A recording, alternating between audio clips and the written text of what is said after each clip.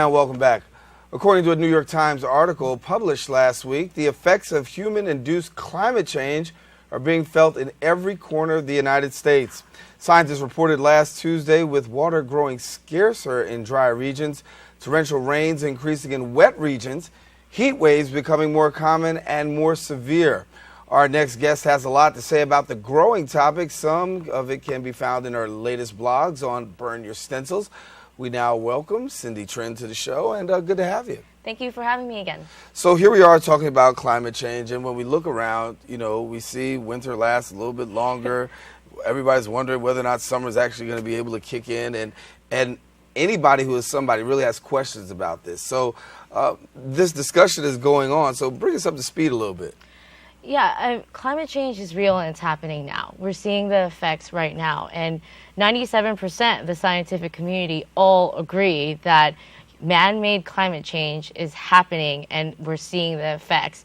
Drought, hurricanes, storms, allergy season, people suffering from allergies that never even had allergies before. Right. Like we're seeing the long winter that we had. This summer is supposed to be a scorcher. I mean, we're hearing all these different news about extreme weather patterns, and Hurricane Sandy is the best example in point.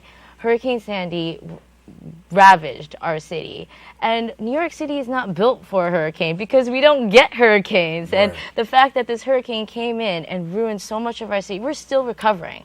I mean, we ride the subway, right? Like we're still recovering from this terrible storm.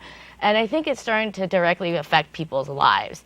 And when it starts to directly affect people's lives, that's when people wake up. And that's when people say, you know what, this is a problem and it's actually hurting me right now. And I need to wake up and we need to do something about this. So many people lost their homes in Sandy. Mm-hmm. And that is a direct effect of climate change. And people are now realizing this.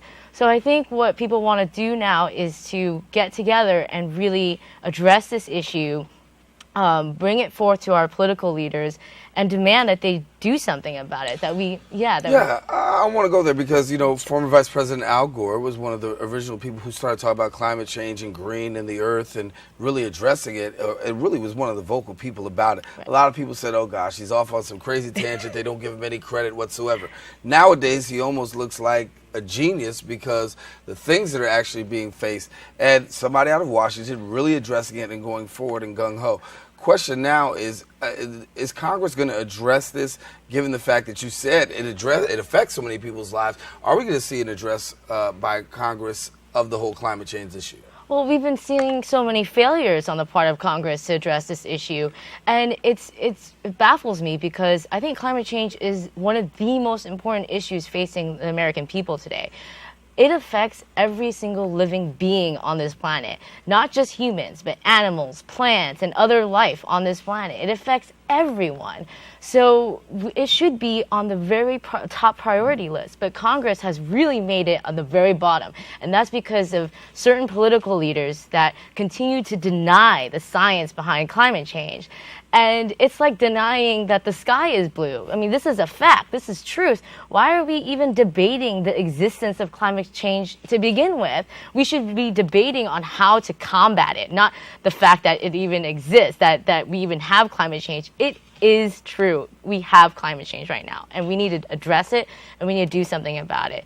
And these certain select group of congressmen keep on blocking any efforts to really, really push forward legislation that will, invest in renewable energy and really try to combat the effects of climate change.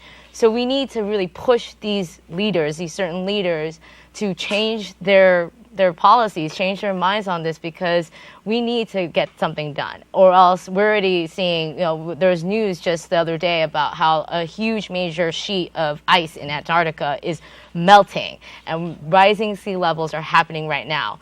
And if we don't do something about this, we're going to see cities like New York underwater in a few decades. Well, we want to say that Washington is taking somewhat of a stance to speak against this, or speak about it, I should say. The White House has spoken, and John P. Holdren is President Obama's science advisor who spoke recently about climate change, and he had this comment to say, and we'll play it right now. And the contents confirm that climate change is not a distant threat. It is affecting the American people already. On the whole, summers are longer and hotter, with longer periods of extended heat. Wildfires start earlier in the spring and continue later into the fall. Rain comes down in heavier downpours. People are experiencing changes in the length and severity of seasonal allergies, and climate disruptions to water resources and agriculture have been increasing. Across the country, regions are experiencing climate change in different ways. For instance, communities in the Northeast are affected by heat waves, more extreme precipitation events, and coastal flooding due to sea level rise and storm surge. In the Great Plains, rising temperatures lead to increased demand for water and energy and impacts on agricultural practices.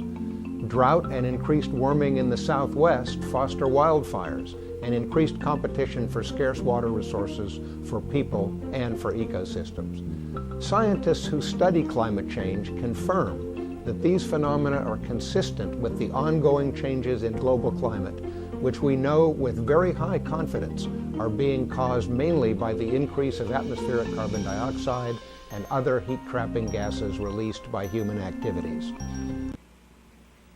And there you heard a little from John P. Holdren, who is President Obama's science advisor, speaking about the issue of climate change. Cindytrend here with us. And as we were sharing a little bit and hearing a little bit about what he's talking about, he's definitely giving credence to the fact that there is this issue of climate change. I guess the question when we talk about wanting Congress to act, wanting people to act, to do something, what can be done? I think we need to really educate people on how important this issue is, because in certain parts of America, you know, they probably don't feel the effects as much as, let's say, New Yorkers who felt the effects of Hurricane Sandy. But we need to get New Yorkers, people like New Yorkers, who now know what climate change is doing to our communities, to really rally up and get the congressmen in their local communities. That means people who are elected in our local areas to really address this issue. For example, in Brooklyn, Representative Michael Grimm, who was a huge climate change denier for a long, long time, finally flipped because of pressure that the community put on him to address this issue. And it really happened after Sandy, because like I said, once it affects people's lives personally, they start wanting to come forth and address the issue. So just that's a great example of what we need to do. We need to get representatives in our local communities who are climate change deniers to finally admit that this is the truth, that we can't deny reality anymore. That well, this are we finding more people, particularly here in the Northeast, becoming more vocal and more of an advocate, considering the fact that we have had the experience of Hurricane Sandy? I think it's unfortunate that we have to wait until we have an experience to become an advocate, but are we finding now that since this, more people are really tilting that way? Yeah, I think it's also unfortunate that it's always after the fact that we do something about it, but like, you know, if we had only listened to Al Gore, right? Then, then maybe we could have prevented this. No. But I think definitely in the Northeast, because we did suffer from that huge hurricane, but also in California, they've suffered huge droughts in the last years. And farmers in the Midwest, they're complaining about no rain, just drought season, like all year long, and our crops are dying. So farmers can't make a living. We're not getting the foods that we need because, you know, the farmers can't cultivate on their land because there's no rain and we're suffering from severe drought. So it's really happening all over the country. I think just because of the recent storm in the Northeast, it's so prevalent in people's minds, and we're still suffering the effects from it. We're still recovering from it. So it's still on our minds constantly, but it's definitely happening all over the country. And I think we need to come up with like a universal plan, a universal message to send to Congress to say this needs to be done. We need to invest in renewable energy. And President Obama has a very comprehensive climate change plan that he's addressed many times. It's just these select group of congressmen that continually block his efforts. And we need to get those congressmen to stop blocking the efforts to finally admit that climate change is real, and we can finally then do something about it. So for the average person who's watching out there who may not be familiar with climate change, when we see these extreme weather patterns, when we see that it's, you know, a little bit hotter in winter than it normally should be, or it's a little bit cooler in the summer than it should be, or, you know, there's just, you know, the winds are blowing at astronomical rates, we're seeing climate change. And so therefore, what should a person do, given the fact that we've seen the elements, we know exactly what it is, what do we do to engage the average person to even make them aware? I think for average people, there's just always little things that we can do to contribute towards, you know, improving our environment. And that could be as little as using reusable bags at the grocery store. It's just all those little tiny contributions collectively added together will add up to something significant. And so for the average person who notices, like, wow, like the weather is changing, or my land is changing, the climate seems to be different, that will then trigger their desire to want to contribute to this cause.